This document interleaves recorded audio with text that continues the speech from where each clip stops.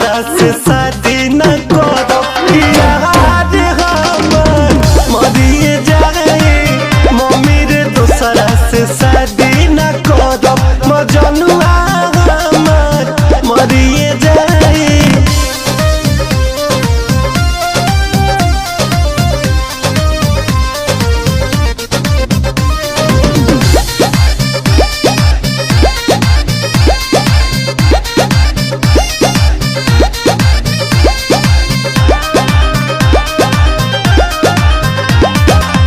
तिलक दहेज भले कुछ जानी दे है कदी है छूछे विदाई रे।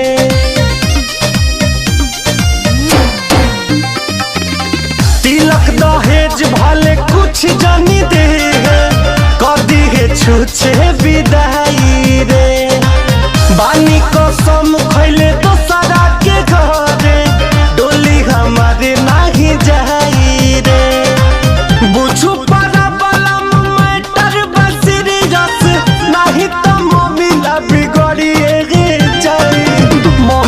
दूसरा से शादी न करो ना भारे हमर मरिए जाए मम्मी रे दूसरा से शादी न करो प्यार हमर मरिए जाए।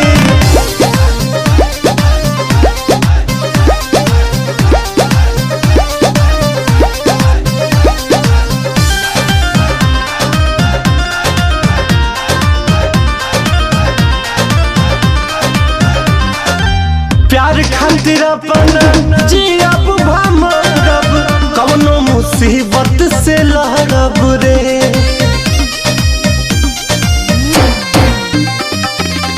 प्यार खातिर अपन जियब भमरब कवनो मुसीबत से लहरब रे। पंकज के हम नहीं बनब दुल्हनिया धोखा रितेश से न करब रे। तोरा के खुश करे खातिर मम्मी दुनिया मोर उजरिए जाए मम if I marry another then my boyfriend will be dying mom if I marry